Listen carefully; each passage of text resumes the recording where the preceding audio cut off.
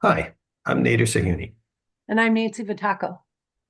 Today is our second to last session of our program on social skills for student leaders. In this session, we're going to address a topic that most of us would like not to address, and that's handling conflict.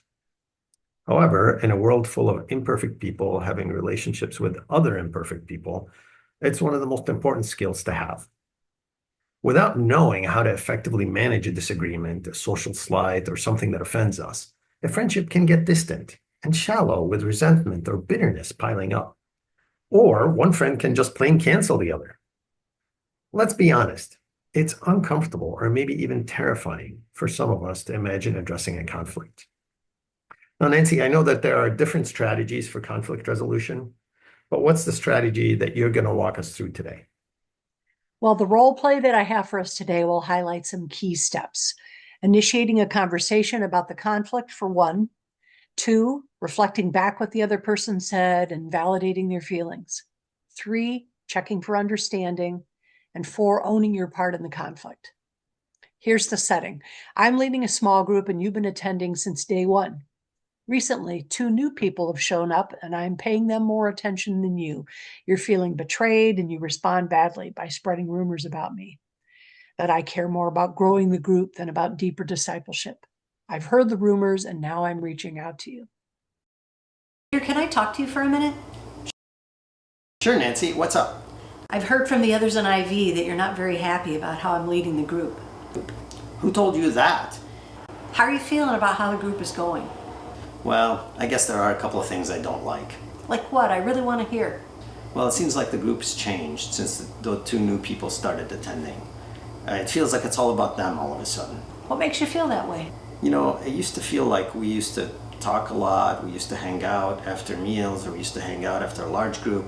But now you're always talking to them, and you're always hanging out with them and with their friends. It's like we never see you anymore. So, since we've added a couple new people to the group, it feels like the relationships are changing a lot. Yeah, like I said, it seems like we never see you anymore. Feels like I care more about them than I do about you. You could say that, yeah. Man, I'm really sorry I haven't been around too much for you guys. I've been focusing so much on trying to make them feel included. I guess I've sort of lost sight of how the rest of the group is feeling. Yeah, I miss the way our group used to be. I get that having new people has really changed things. You have any good ideas for how we can include them and also not lose the sense of community we have? I don't have any ideas right now, Nancy, but I'm sure glad you talked to me. I feel closer to you already.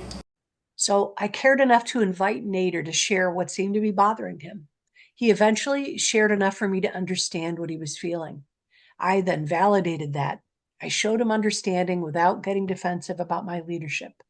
It can be really tempting to allow somebody's words to provoke a reaction.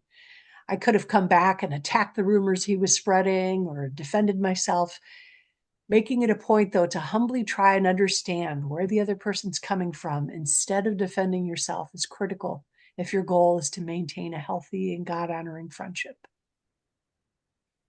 You know, it reminds me, Nancy, of something I've learned from you before, that Jesus taught us that it's important to resolve a conflict, because not doing so actually gets in the way of our relationship with God.